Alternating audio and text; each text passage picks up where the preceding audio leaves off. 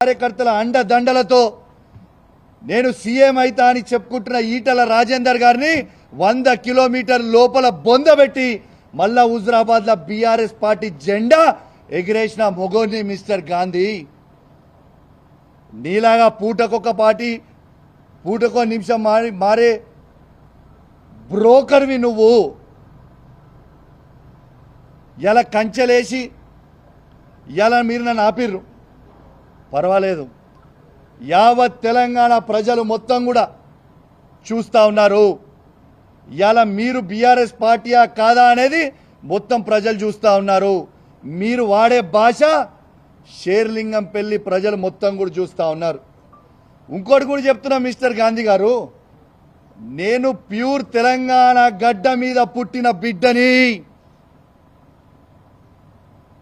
ఏడు నుంచో వచ్చి మా గడ్డ మీద కూర్చొని నువ్వు సవాల్ విసురితే చూసుకుంటా ఊకోనికే ఇక్కడ భయపడతామనుకున్నావా ఏంది బిడ్డ?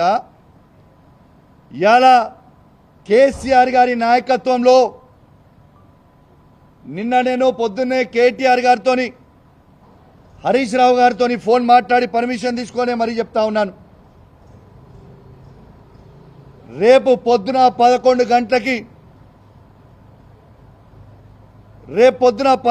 గంటలకి మా మేడ్చల్ జిల్లా పార్టీ ఆఫీస్ శంబీర్పూర్ రాజు గారి నాయకత్వంలో ఆడి నుంచి మేమందరం కలిసి వేలాది మంది కార్యకర్తలు అందరం కూడా మన బీఆర్ఎస్ పార్టీ ఎమ్మెల్యే గాంధీ గారి ఇంటికి పోదామని చెప్పి సందర్భంగా తెలియజేస్తా ఉన్నాను. రేపు దయచేసి కోరుతా ఉన్నాను, బీఆర్ఎస్ పార్టీ ప్రతి కార్యకర్త, జీహెచ్ఎంసీలో ఉన్న ప్రతి కార్యకర్త, ఇలా ఉమ్మడి రంగారెడ్డి జిల్లాలో ఉన్న ప్రతి బీఆర్ఎస్ పార్టీ కార్యకర్త రేపు అందరం కలిసి 11 గంటలకి గాంధీ గారి ఇంట్లోకి ఖచ్చితంగా రేపు పోదాము. ఆడ బ్రేక్ఫాస్ట్ తిందాము, ఆడ లంచ్ తిందాము.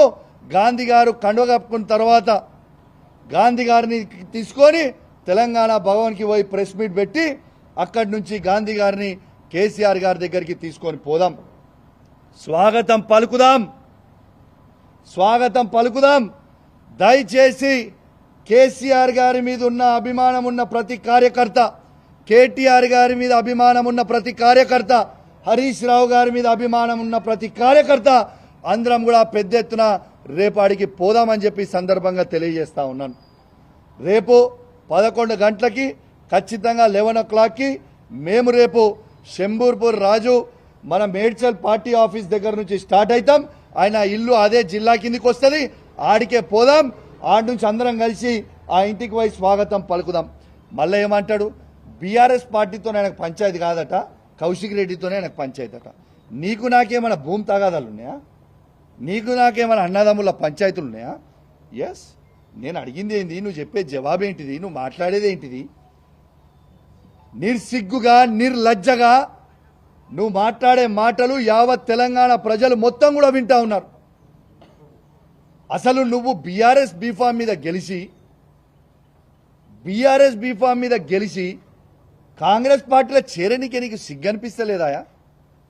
ఎట్లా ఈ కష్టకాలంలో పార్టీ వదిలిపెట్టి పోవాలనిపిస్తా ఉంది? అంటే మీ వందలాది కోట్లకి అమ్ముడు పోడు, మీ భూ పంచాయతీలు ఏడని నియోజకవర్గంలో ఉంటే అవి పోయి సెటిల్ చేసుకోవడానికి కోసమో మీ స్వార్థం కోసం తప్పితే కేసీఆర్ గారు నీకేం తక్కువ చేసిండు? నీ నియోజకవర్గానికి ఏం తక్కువ చేసిండు? ఈ నియోజకవర్గాన్ని మొత్తం భారతదేశమే తిరిగి చూసే విధంగా అభివృద్ధి చేసిండు కదా కేసీఆర్ గారు.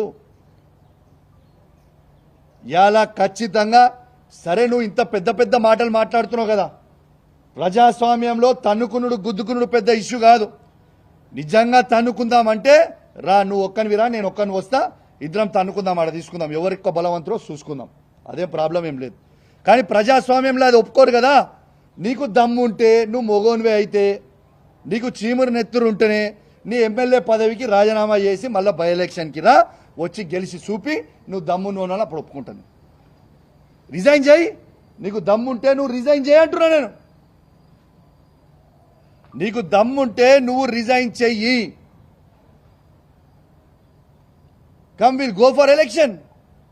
ఆడ చూసుకుందాం. అది నిజమైన ప్రజాస్వామ్యం కదా. నీ దమ్మేందో, మా కేసీఆర్ నాయకత్వంలో మా దమ్మేందో మేము చూపిస్తాం. You please resign. Straight answer. నువ్వేదో తిట్టి డైవర్ట్ చేసి ఈ టాపిక్ ఏదో చేద్దామన్నా ఐ వాంట్ స్ట్రేట్ ఆన్సర్. నువ్వు బీఆర్ఎస్ పార్టీ ఎమ్మెల్యే అయితే మీరు రాండి, స్ట్రేట్గా టీఆర్ఎస్ భవన్కి పోదాము, తెలంగాణ భవన్కి పోదాము, ప్రెస్ మీట్ పెడదాము, అక్కడి నుంచి కేసీఆర్ గారి దగ్గరికి పోదాము. లేదు అంటే నువ్వు కాంగ్రెస్ పోయినవా నువ్వు అనుకుంటే చక్కగా రిజైన్ చేయి, ఎలక్షన్కి పోదాం. నీ దమ్మేందో మా దమ్మేందో చూసుకుందాం. అసలైన తొలి వెలుగు. ఫాలో వాట్సాప్ @తొలి వెలుగు అఫీషియల్.